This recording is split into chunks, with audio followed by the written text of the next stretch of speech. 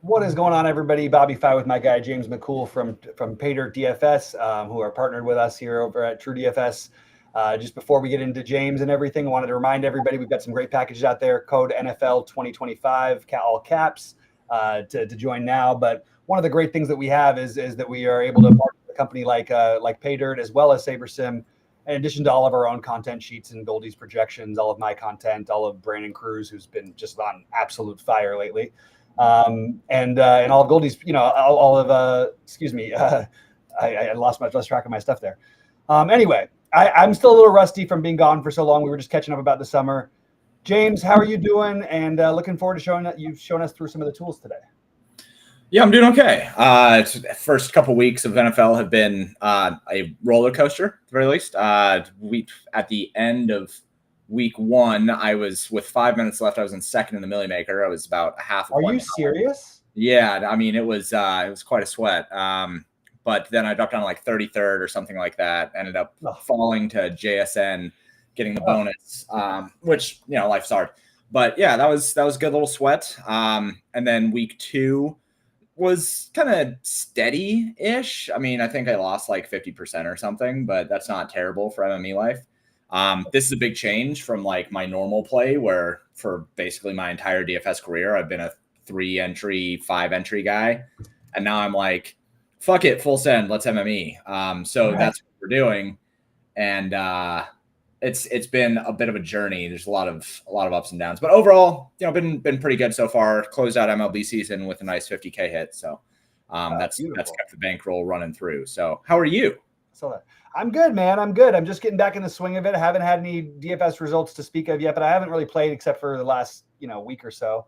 And just sort of easing my way back in. And for me, I always feel like the NFL, like it seems to be a little different for you, but I always feel like I get my groove in like week 4 or 5. Like I want to actually, I try to watch like every game. That's, I do things a little bit differently than a lot of the projection systems and stuff. And I really want to try and put my own stamp on things. So I feel a little still lost with the NFL season. So I'm looking forward to going through some of your tools, but I'm happy to be back, even though I had a great summer traveling, and looking forward to doing this with you, and reminding everybody that if you want a unique offering and check out all the SaberSim stuff, all of our stuff, and all of PayDirt stuff, I think we have a really cool offering. We also do have some trial packages as well. With that, James, I'm sort of going to let you take the controls here and tell us, sort of some of the things that you like to look out for your own builds. And maybe even talk some player prop stuff. I know it's a little early in the week, but I thought it'd be important to talk through more than anything. Not necessarily that these are going to be the plays, but just as a process, this is the way that you go about using your system.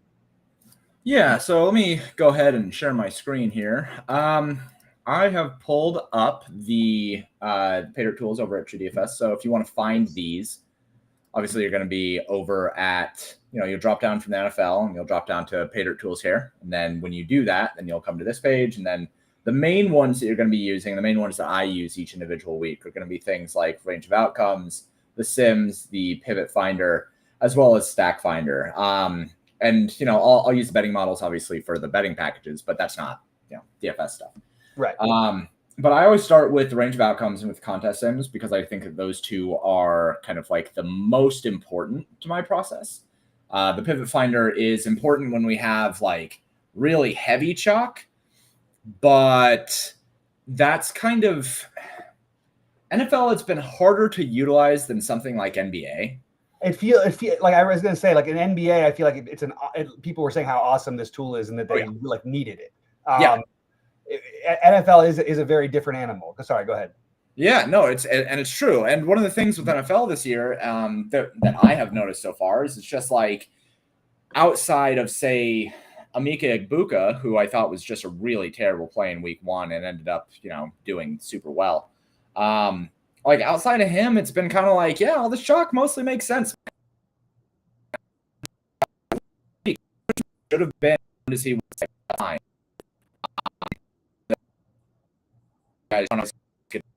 There's so far necessary to go and use that tool. That's like, okay, we have this 400 where like 50%.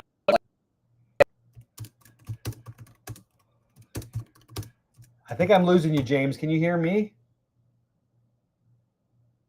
I don't know what just happened here. All of a sudden, I feel like we lost James, but let's see if we can get him back. All right, let's see if we can play around with something here for a minute instead of just showing you guys our screen. Let me just try and see if changing this up at all will help us out at all. For some reason, James has gone out of there, so we're gonna wait to see if James can hop back in. All right, give me 1 second, guys. It's hard because we want to try and do some of these shows, even though they're probably going to be watched after the fact for the most part. We still like to do them live in case questions come up in real time, and we wanted to be able to address that. And we'll see if we can get James back in here in just a second. In the meantime, I will remind anybody who's watching live right now that we are going to be, I will be doing a baseball show after this, and we'll talk through the 10-game slate for Wednesday. And good to see you, Jimmy. Jimmy, I haven't seen you in a while, man. I've been out, so it's good to see you back. Let's see. We're going to try and get James back in, and hopefully his internet is not broken down, because we've been trying to do these shows together, and I think that the PayDirt offering, I think, is so unique and so awesome. I really think that you guys would really find some value in between their system, our stuff, and as well as SaberSims. I think there's a lot of value. Obviously, you see what Brandon Cruz has done, you see what Sheets has done, you know what I've done, especially at the beginning of end of last NFL year, but beginning of this year.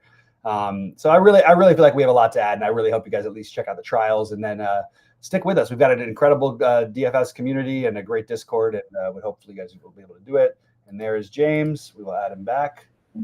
Sorry about that, James. I'm not sure what happened there. Oh, no. Was I just talking to no one for a while there? For a minute, I think you were, and I was trying to figure out the best way to let you know, so I didn't know what to do. So tragic. Okay. I know, it was good stuff, too. I was into the beginning, and then all of a sudden it just blanked out. And then everything died. All right, hold on. We can jump back in. Yeah, no problem. I was saying that, we're doing these shows live, even though we don't expect a ton of live viewers just in case questions come up in real time. But yeah, overall, I think we'll just go here. We'll go back to where you were just starting to talk a little bit about sort of explaining why the Pivot Finder was different. That was the last we had, really. So go ahead.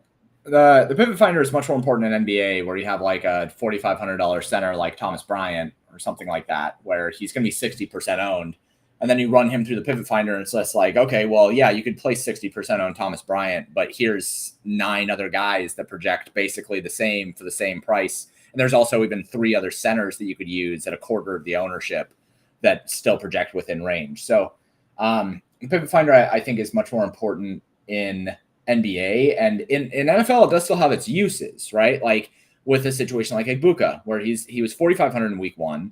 And I was fine with utilizing him in certain types of builds. But when you ran him through the Pivot Finder, it's just like, okay, you could play him, or you could play any number of other $4,500 wide receivers that probably project relatively similarly to him. So that's the use of that.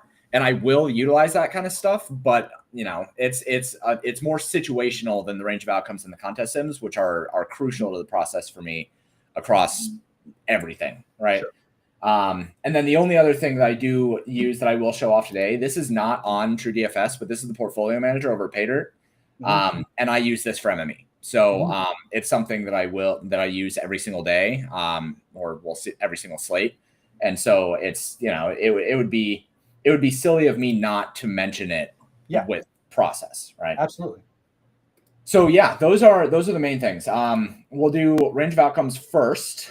Because this is kind of like what everybody is always used to seeing, and this is the projection stuff, right? So the way that I choose to build things out, and I've talked about this on shows with TrueDFS before, is to say, okay, instead of just building here's a median, I prefer to build out the range around the median so that we can get an idea of how people stack up against each other at the positions, overall, all that kind of stuff.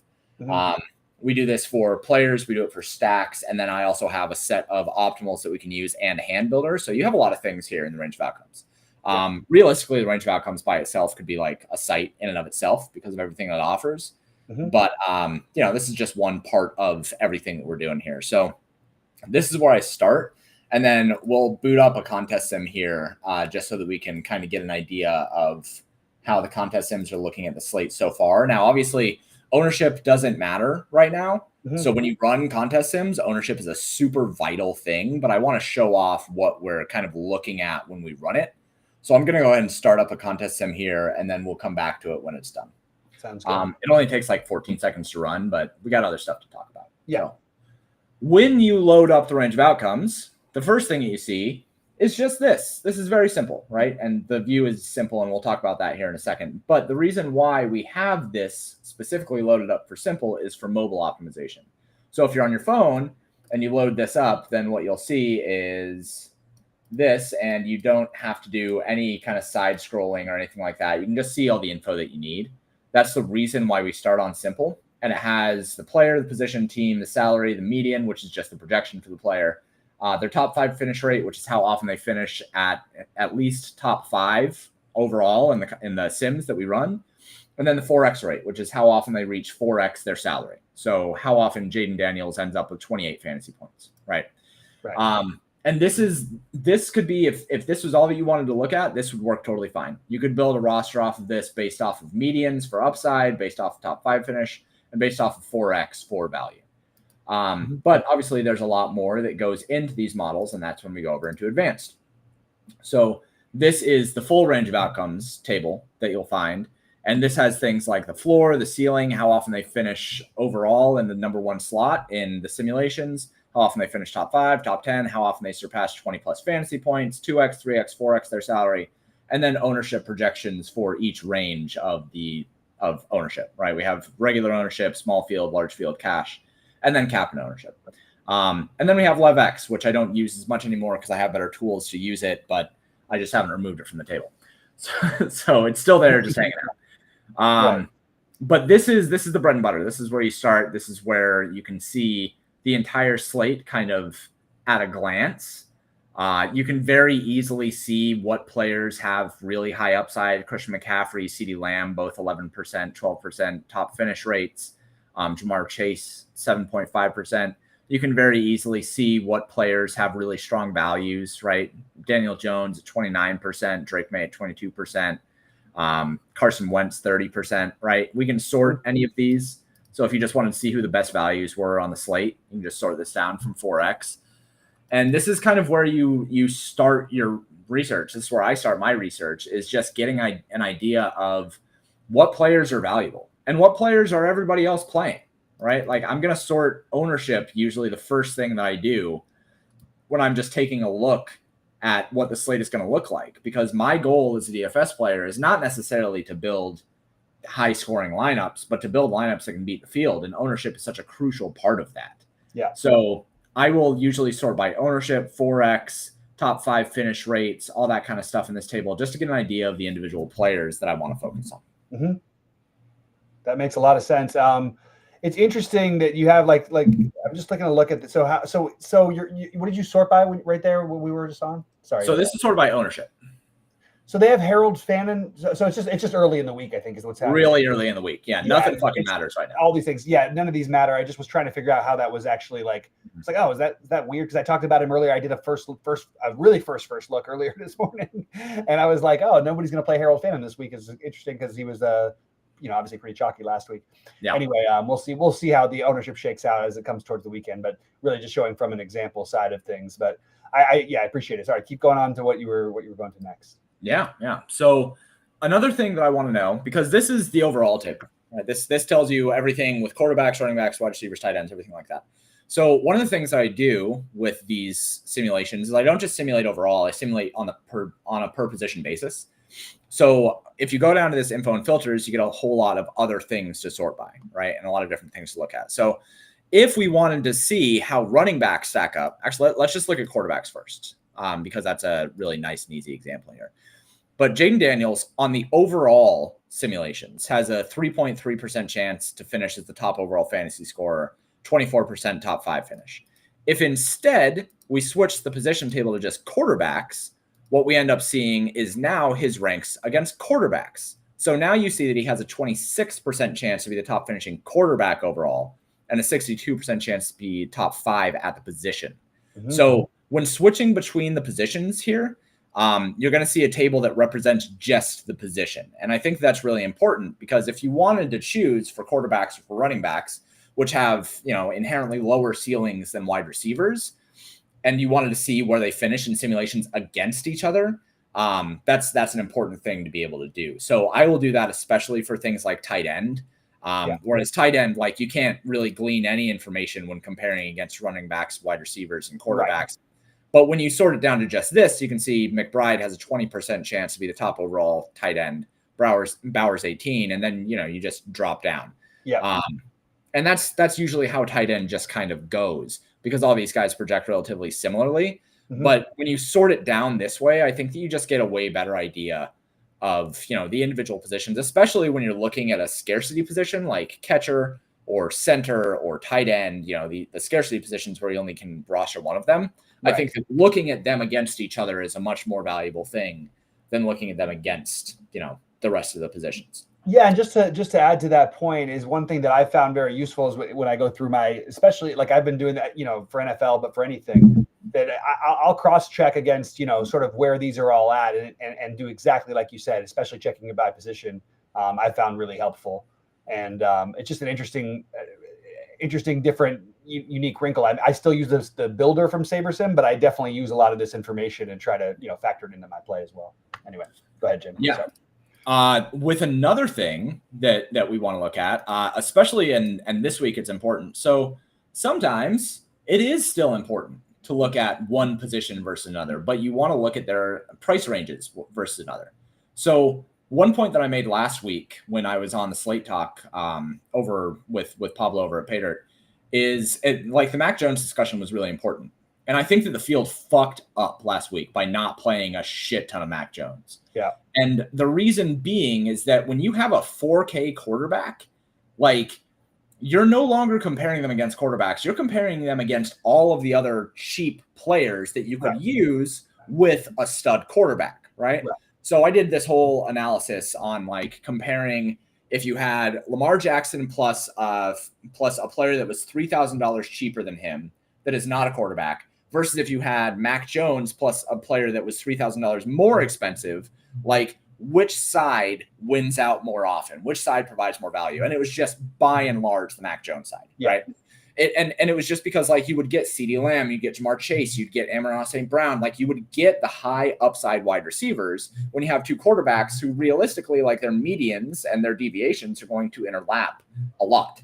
Right. So if we wanted to look at that, what we could do is say, okay, well, we have, Carson Wentz again this week. So let's move this down. And now we're just going to be looking at overall players who are $4,000 or less and their medians. And again, it's if you're treating Carson Wentz as a flex play here, he's so far above everyone else. Yeah. That it's so hard to get away from a situation like that. If it's kind of with Taysom Hill, right?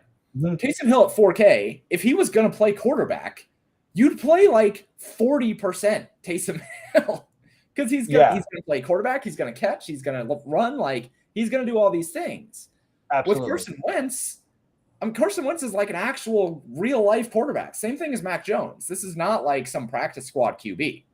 So for him to be 4K, and you're comparing him against Troy Franklin, Juwan Johnson, and Jake Ferguson, you're gonna play Carson Wentz the vast majority of the time. So this is another view that I think is really important, is being able to, and this goes into NBA as well, right? You'll be able to do the same thing with PayDirt tools, is be able to say I have this price range, and there's this player that is just so far and away better than the others in this price range. You just find a way to play that player quite a bit. Right. So, and to that point, even I read something, I'm not sure it's still accurate, but I read it last year that said that quarterback, and it was just barely and way ahead of everybody else, was quarterback and tight end. Not having the highest scoring quarterback or tight end has won the most millionaire makers of any position that you can have. You know what I mean? And no, sorry, defense was right there with it too. But obviously, you're gonna want the highest scoring receiver. You're gonna want, you're gonna need the highest scoring receiver and running back, and this allows you also to do that. And by the way, not to mention that Carson Wentz has a handful of a Justin Jefferson, a very easy pairing if you wanted to go that route. I was going to mention that about Mac Jones in a little bit of a different way last week, that you didn't have to pair him with anybody. You could have paired him with McCaffrey or with none of them. and you still, I think, it would still have been okay as a tournament play. But if you did want to pair him with anybody outside of McCaffrey, that was a super cheap pairing on top of it. Yeah. So if you get that correlation and you have that this week with Wentz, so I understand though the point of what you're saying. Like if you just compare it to other positions, it's so astronomically better than all the other positions. You kind of have to look at things a little bit that way.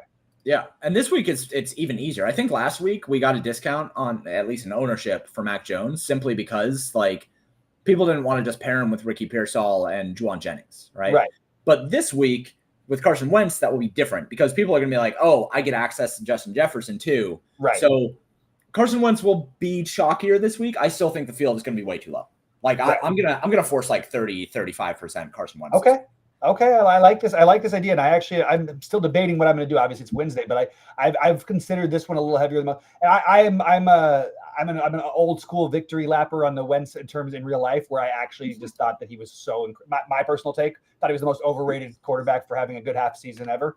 But that was just, and then they won the Super Bowl with Nick Foles and made me feel good. But you can kind of throw that stuff out when you're talking about a 4K quarterback in a good game environment against a defense that can't stop people with weapons everywhere. So it seems like a pretty good spot. Well, and it's like the other thing that I did last week, and we'll stop talking about like process. Well, no, fuck it. This is a process show. One of the other things that I did last week with Mac Jones, I would build Baltimore stacks with Lamar Jackson, and then I would just go back. I would go down to Mac Jones. Right. And the reason being that I would build that stack, and then all of a sudden I would be able to go up from a wide receiver 2 to Jamar Chase. Right. Like I would just be able to go just by dropping down from Lamar Jackson down to Mac Jones. I did it with Bengal stacks too. Just dropping down from Joe Burrow down to Mac Jones gives you $2,500 to spend, and that legit gets you from playing like Trayvon Henderson to playing Bijan Robinson. Right. And the only thing you're ever really fearing in the situation because is that you get the multi-touchdown rushing game or the 5 or 6 touchdown passing game. Those are really what you're fading, right? Right. From a quarterback. That's a lot. You know what I mean? How many quarterbacks had 2 rushing touchdowns last week? 0. How many had 5 touchdowns? 1. You know what I mean? Right. Exactly. Yeah. So what you end up with, and especially with the Lamar Jackson thing, right? If what you're scared of with Lamar Jackson is that he runs in 2 touchdowns, it's pretty unlikely that his stack actually like nuked too, right? If he runs into, it's less likely that he passes for 3. Now he is one of the quarterbacks that can absolutely do that, but that just means that like his stacks would have been less valuable in that aspect anyway. So if his stack gets there and Mac Jones is able to put up 24 fantasy points, like that feels like it's probably going to be a reasonable facsimile at a much lower price. And man, if you were able to go from Brian Thomas Jr. to Jamar Chase with that swap, you lose out on 6 points from Lamar Jackson to Mac Jones, but you gain 30 fantasy points getting up to Jamar Chase. Exactly. So that balancing act, I think, works out. I remember one week even I think it was Head Chopper may have won that week, but I think his quarterback had like 18 or 17 fantasy points. I don't remember who the quarterback was, but somebody scored like 38 at quarterback, but he played the minimum cost guy. And I remember it making the difference for why he won the million. I think it was Head Chopper. I'm not 100% sure, but I remember that. Sorry, go ahead. No, it's okay. I'm dropping in old stories. No. I love stories of Head Chopper winning things. That guy's fucking sick. He's really funny. He's a funny dude. Yeah, he's a good guy. So this is the range of outcomes, and you can do a lot of different things and see a lot of different information in here. And this is where I usually will start my slate. The next thing that I'll do is I'll go into the stacks range of outcomes, and I will look at the stacks that I kind of want to get build around. So this is built very similarly to the player range of outcomes. But the way that I do this one is instead of simulating around individual players, we're simulating around 3-man stack combos, the top 3-man stacks based on projection. So I run a combinatorics algorithm and come up with all the 3-man stacks for every team. And then I cut out the top 3 in terms of median projection, and then I simulate those all against each other. So that is the results of this one, right? And this is going to tell you what the median is. And again, this is simple view first, because I assume that 95% of people are using mobile to start their research, and I am fine with that, right? So it's going to show you the salary of the stack, the median outcome of the stack, so the projection, how often it scores 60 or more fantasy points, because this is 3 players, right? So 20 to 60. and how often it 4Xs its salary. Now, when we go into advanced, we're also going to see a couple other things here. We're going to see what the team total is based on Vegas, because people like to see those things. We're going to see floor, ceiling, top finish rate, top 5 finish rate, 3X, 4X, 2X, and ownership of the stack as well. So very similar view to the player range of outcomes, but this time based around stacks. Now, I have a bit of a hot take this year. Okay. And I'm going to stand by this all year. And people are going to say that I'm an insane person. Let's hear it. I'm not building my stacks around quarterbacks this year at all. Oh, no, I think that makes perfect sense. Like I had, so the lineup that I had that was second in the Millie Maker was Daniel Jones with a 3-man San Francisco stack. It was a San Francisco stack, but it did not have Brock Purdy. It had Daniel Jones. I did not have another wide receiver with Daniel Jones. It was naked Daniel Jones, a 3-man San Francisco stack, and then things around it. Interesting. Now, he just fit the category of the cheap quarterback with the rushing upside, so I get that. Yeah. Well, I didn't even mean to do that. No, but that actually makes sense. It works. Yeah, it works thematically. But the reason being, when I think about the current staple of NFL DFS, right, I think that we are fundamentally different than we were 5 to 10 years ago. Yeah. I think that there are more rushing QBs. I think that there are more teams that are worth stacking. I think that there are less teams that are super condensed. So when I am building out my stacks now, and with a pricing algorithm, that's the big thing, right? The quarterbacks are all just like right there next to each other. And so I think that with the way that defenses play now, with all the shell stuff and with like the lack of the over-the-top stuff allowed, with the pricing algorithms kind of lumping quarterbacks together and making it so that it's harder to find differentiation there.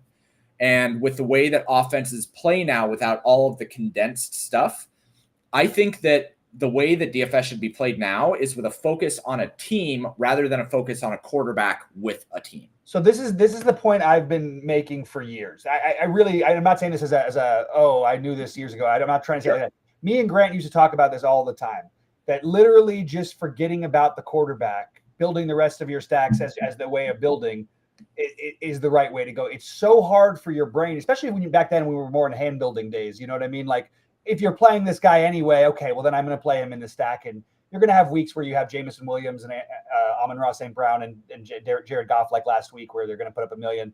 But if you overall just exit out, because like you said, there's what, 7 solid rushing quarterbacks now versus there used to be 2 or 3, or 8, let's say, if you want to go there. Then you also have the weird cheap guys like the Carson Wentz this week and situations like that. But also you're also playing a PPR game, at least as far as DraftKings is related. So the touchdown upside, so you're counting on a ton of, like, you could have a quarterback with 10 fantasy points and 2 receivers with 30. You know what I'm saying? On DraftKings. On FanDuel, it's a little different. I actually suggest on FanDuel, I do still like correlating a little more of the quarterback to the running to the wide receiver, at least one wide receiver, unless it's a rushing quarterback. Just because the touchdown upside is so much greater over there, and the point per reception obviously is only half, so it's a little different. But I love what you're talking about. Sorry, I didn't mean to interrupt you. I'm very excited when somebody does the same idea that I try to encourage people to do every week. Yeah, no, and this is your show. You can interject when you need to. Don't need to apologize. Right. But I am big on that right now. So when I'm building things out, and especially in the portfolio manager, so in the stacks range of outcomes, this is built around quarterbacks. Because this is what people are used to seeing, right? And I still want to look at this so that I can get an idea of specific kinds of stacks, right? Like, I'm still going to play Dak. If I play Dak Prescott, I'm pairing him with CeeDee Lamb, right? Like, there's still situations where, like, if I'm going to play Sam Darnold, I'm playing him with JSN. It's very unlikely that I'm going to be playing a statue quarterback without their wide receivers. Yep. But for the most part, like Jaden Daniels, I don't care. Jake Browning, I probably don't care. Carson Wentz at 4K, I absolutely don't care. Like, yeah, I would prefer to pair him with Justin Jefferson, but just because Justin Jefferson catches 2 touchdowns does not make him by far the top overall scorer, right? Whereas Carson Wentz, if he scores 24 at 4K, like, that's massive. Yeah. So I wanted to give that caveat really quick, because when I look at this, the thing that I'm mostly looking at is the wide receivers and the tight ends that are involved in the stacks, and not necessarily the quarterbacks. So when I'm looking at this, it's like, okay, I see that CeeDee Lamb and George Pickens are way up here, right? But I'm fine with playing those 2 without Dak Prescott. Like, if I can get those 2 with Jaden Daniels, sick. I like that, I just want to focus more on teams that are going to score a lot of points. And so what I end up doing with this one actually is then sorting this based on the team, or no, based on the total, right? Mm-hmm. So I don't care so much about the total, like in and of itself. I build a bottoms up hybrid with top down. So I consider the total, but not much. But what I do want to see is like, one, where ownership is likely going to be. People like to play teams with high totals. And two, I like to see the top finish rates for stacks based on their totals. So I'll be looking at this kind of stuff, right? Washington has around a 25% chance to be the top overall scoring stack, probably 25 to 30 based on other combinations, right? Tampa Bay is very low, right? Only 4%. Models do not like Tampa Bay stacks this week. Philadelphia stacks look okay. I can sort this by top finish as well and kind of get an idea of where these stacks look like they're going to be. And it's like, okay, so I have Washington, I have Dallas, Cincinnati, the Chargers. So let's go ahead and just kind of get those stacks individually. So go Washington, Dallas, Cincinnati. Dallas, Cincinnati, and Philadelphia. So now we can look at just those stacks individually, right? So Cincinnati, about around a 10% chance to be the top overall scoring. Dallas sitting at 15, Philadelphia sitting at 10, Washington sitting at 25. Like these would kind of be where I would start with my process of building out my MME and saying, all right, these teams have decent team totals and decent top finish rates. Some of them are pricey, but some of them are not. Like none of these exceed 20K. The pricing is just really silly on the slate, actually. So with no stacks exceeding 20K and with these teams having decent team totals and decent metrics, like this would be where I would start. These would be my primary stacks. And then when I go into the portfolio manager and try to build out my portfolio, I likely am going to be subsetting based on these teams. And then any secondary teams that I'm interested in, right? It's very likely that, I'll come over here and I'll sort by ownership. I'll be like, okay, people want to play Tampa Bay stacks. People want to play Green Bay stacks, whatever, right? Whatever ownership shows. Right. And then I'll probably introduce those into my MME script as well because I'm kind of a bitch and I think that lowering my volatility is good.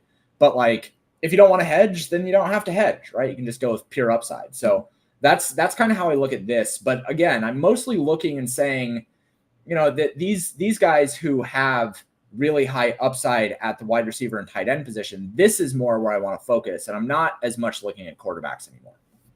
Right. That makes a lot of sense.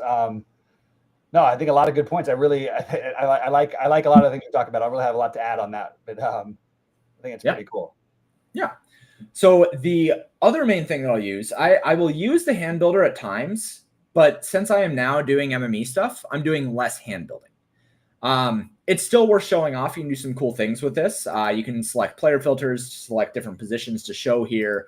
You can do team filters to say, I just want, to show Carolina, etc. Quick fill options are really cool. This is something that I adapted from MLB. So in the MLB hand builder, if you select a team and an autofill size of 5, and then you can select either the front or the middle or the back of the lineup, that will make it so that it fills in anybody who's applicable from that team, right? With this, what it wants to do is it wants to build out your stack for you. So we can just say, all right, so build me a Dallas stack with 3 players that has QB and wide receiver. And then you can go ahead and fill, and it'll just autofill for you, right? And then it'll, you can build from there. And this is a nice little base. You can then say, all right, well, now I have that. So let's go ahead and build out my running backs here. I want, let's see, Alvin Kamara is still super underpriced for whatever reason. Jordan Mason is going to be massive chalk this week, so we'll lock him in. And then you can just build out your lineup. And then after you're done building out your lineup, we'll just build something out here really quick just for, the point of showing off. Then you can actually save as well as export your lineups if you'd like to. So we can let's go Tyler Warren, I suppose, tight end. Then we'll go defense. Super cheap defense, Bears, sure, why not? And then we got 4,600 for a wide receiver. So now we'll go 4,600. And we'll go Troy Franklin. That'll be fine. So once you build this out, it's going to tell you some things. Salary, median, leftover. You can remove players if you'd like. Or you can go down. Why can I not go down farther here? I should be able to save my lineup. Where's my save my lineup things? I don't know where my save my lineup is. Things are broken. Anyway, underneath here, it should say that you can save your lineup, and then you can save your lineups and export them. I'm not sure why that's not there. That's right. I'm sure it's a temporary thing. Whatever. Then you can build it out in DraftKings, or you can export it, right? Yeah. So then the last thing that I'll end up using usually is going to be the optimals. So the optimals are my take on an optimizer, right? I fucking hate coding optimizers. I think that it's the worst. It's super techy and super fidgety, and I hate all of the super complex things that you have to put. I hate building optimizers. So instead of doing that, what I did was I just built a very simple linear optimizer first, and then I also have my seed frame tech, and the seed frame stuff is what powers the contest sims. So I am combining a set of optimals from every single team with the seed frame tech, and then sending 500,000 lineups into my database and just saying, okay, you can just download those. Like, do whatever you want with them. So that's what this is. And this is very similar to what you'll get with a baseline optimizer, right? Like, you're going to be able to see all of the top overall projections, all the top overall ownership. You're going to be able to see some things as well, like optimal statistics. So the average salary of the optimals is 48.3K. Probably shouldn't go below that. Average projection is 128. Probably don't want to be more than 10 points below that with consideration to ownership. Sure. Average ownership 48. You can also see, so this is telling you the frequency of the players in this display frame. Get 96% Jordan Mason. Might want to play some Jordan Mason this week. A bunch of Bucky Irving. You get 94% Christian McCaffrey. Then you can also look in the total that I'm downloading from the database, what players show up the most. So Christian McCaffrey, Bucky Irving, Tyler Warren, Jordan Mason. This is how you can build out cores, right? If you want to know who you can build around, this is how you do it, because this is going to give you a good idea of, based on the optimals that you're seeing, the best lineups that you can build. Here's the players that get launched into those players and used the most. Sure. So this is the basic view. You can export from here, or there's a whole bunch of different options that you can use here. So I wanted to give people the most lineups possible to play with in the industry. What's the most that you can download from SaberSim, Bobby? 5,000, I think. Okay, you can download 50,000 from this. Wow. If you feel like having 50,000 lineups, you can. I could be wrong about the SaberSim thing. I just only have ever used the 5,000. But yeah, that's amazing. Yeah. So we can just prepare the full data export and then come up here, and now we have it. Do you want names or IDs? I prefer to just download the names. And so that'll download. And then here you go. Just 50,000 just lineups, right? Which is sick, right? That's pretty amazing. Granted, I'm pretty sure dupes make it through there, so it's something probably more like 36,000 or something. I don't remember. There shouldn't be a ton of dupes on a 13-game slate anyway. Well, no. I mean, like there's like lineups where like Jordan Mason is in the flex instead of the running back, and then yeah. So there's some that will make it through like that, but you can download a shit ton of lineups from this thing. You can also do it based on either projections or ownership. So remember, I have like 1 million lineups in the database. So what we can do is we can either parse them based on the best projections or the best ownership. So right now, the top overall is 143.69 projection. If we say ownership instead, then it's going to go grab the highest ownership. So now the projection is 126, but the ownership is now the highest. So these are cash game optimals. These are single entry optimals where you want ownership. You want to lower your volatility. You can also do a mix. If you want 50-50, you can do that. So now this is 50% projections and 50% ownership. You can also do it for showdown. You can do it for the main, secondary, or auxiliary. I load all of the showdown slates. So you have optimals for every single showdown slate that's available for any NFL game. You can also display more lineups. You can use minimum salaries. You can use minimum sacks. And then when you're done, you can export this stuff and upload it wherever you would like. So this by itself, again, very similar to the range of outcomes, like as a whole, this by itself could be a product just standalone, right? Yeah. But I choose to offer it with everything else because I'm not a hack and I would like to offer people value. Right. So great tool. And this is something, when I load the portfolio manager, this is how I load it. right? I go here and I grab my optimals from this, and then I download them and I load them into the portfolio manager. So that's awesome. That is the range of outcomes. Massive tool. It took me 30 minutes to talk through it, but it's, you know, it's probably one of the best tools in the industry, and people just don't utilize it enough. It is really, really cool, man. I'm glad to go through this with you again. And I know we've gone through these things before, but somehow I feel like this. I wasn't aware of this part of it. I also wasn't aware you could download all 50,000 of them. That's nuts. Yeah, this is a newer feature for NFL actually. Okay, so I'm not totally.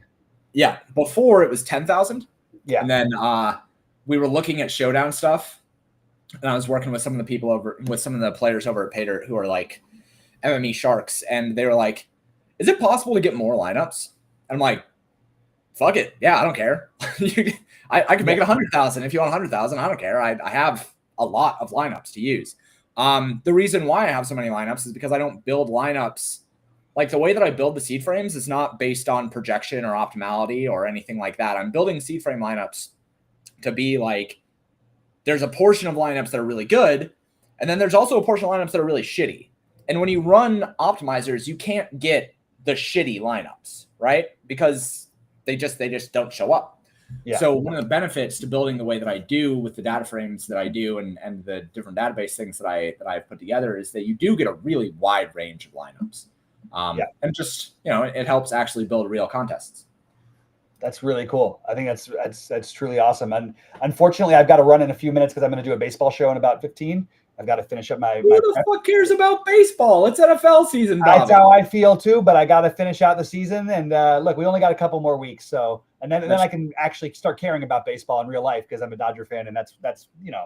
Well, by the time season comes around, we got NBA, and you care way more about NBA. I love the NBA. Yeah, that's true. Of course, from a DFS perspective, I love and real perspective, I love the NBA, but I love the MLB playoffs as an actual whole. They're good. It's a lot of fun to watch. But dude, this has been really awesome, guys. I would really encourage you guys to check out any site member who hasn't taken a look through the PayDirt tools and has any questions. Feel free to drop them in because take a look, and then if you do have questions, drop them in there. James is pretty good about responding too. If you want to hit him up at Multicam in Discord, is that right, James? Yeah, and hit me up, in the TrueDFS Discord, PayDirt Discord. You can hit me up on Twitter, even though I fucking hate that site. Like, you just reach out. I'm happy to talk. I'm happy to chat. I agree with about the Twitter. Hey man, it's great to see you again. Hopefully we can make this more of a regular thing. And again, you can find a lot of the PayDirt tools on TrueDFS and check them out and let us know if you have any questions or thoughts. James, Awesome job. I'm really impressed by everything you've done and happy to be partnered with you.